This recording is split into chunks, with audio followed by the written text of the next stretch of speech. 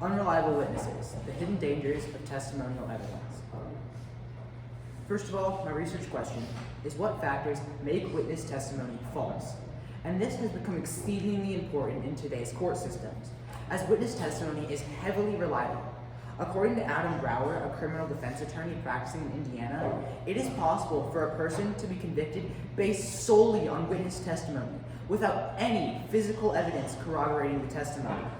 And this shows the major impact that witness testimony has on our court systems, and emphasizes that witness testimony is truthful. However, in many cases, this does not happen.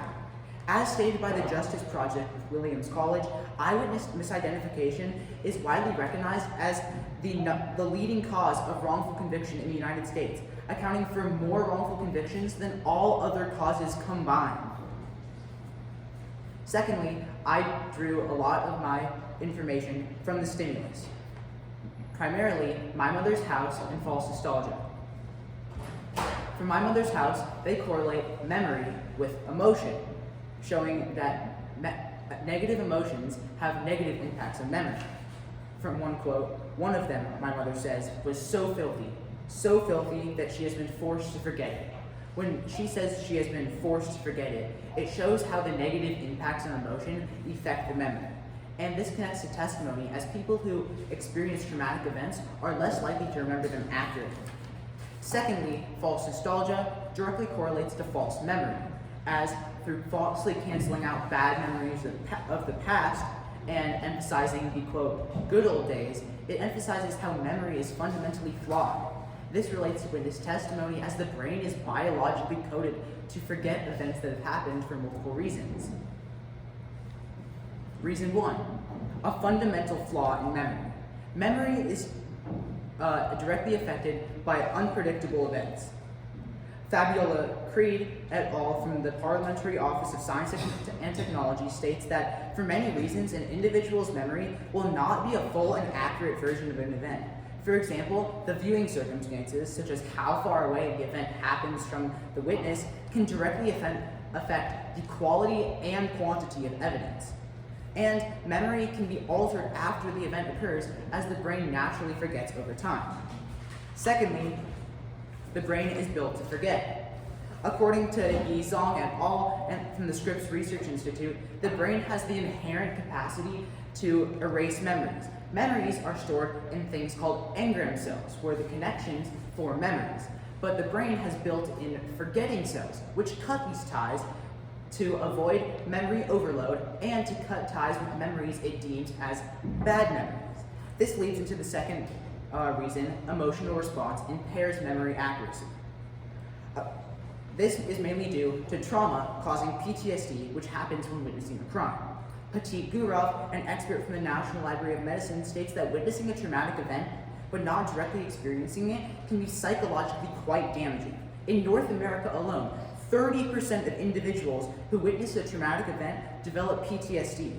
And this is a common response to witnessing a crime, but is very bad for testimony, as it hurts accuracy. According to Van der Kolk, an author and psychiatrist pertaining to PTSD, while the vivid intrusions of traumatic images and sensations are the most dramatic expressions of PTSD, the loss of recollections and from traumatic experiences is well documented. Further, Sven Christensen, a professor at the University of Umeå, states the more negative the emotional response, the worse the memory. And this leads into my final reason, leading questions. It's very common for investigators to ask leading questions. According to Fabiola Creed, this is caused by the observer expectancy effect, where interviewers ask questions based on who they think committed the crime, and not actually in pursuit of the truth. For example, they could ask a question like, was he wearing a blue shirt? And it is assuming these things were actually happening.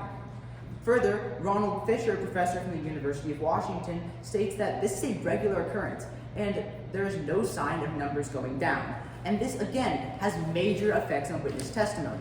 According to a study by Lawson Palmer, he was able to influence people's perception of a vehicle's speed by using the words hit or smash into another vehicle.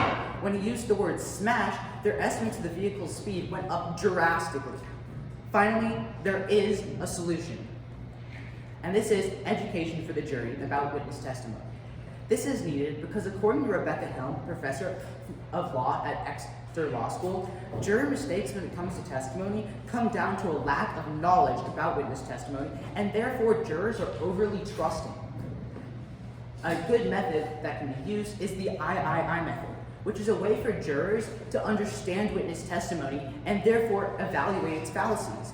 This stands for interview, identification, and eyewitness factors, which are the three factors in identifying false witness testimony.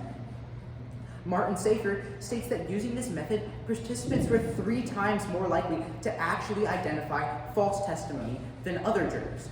Also, experts say this can become the future of court proceedings. However, this solution does have some minor limitations. First of all, there is trouble weighing eyewitness factors. Eyewitness factors are factors that may make an eyewitness misremember events. When not being able to weigh these impacts, the jurors cannot accurately understand if the witnesses did provide false testimony. Finally, there is not enough research on the method, and therefore we cannot understand if this solution is viable or not.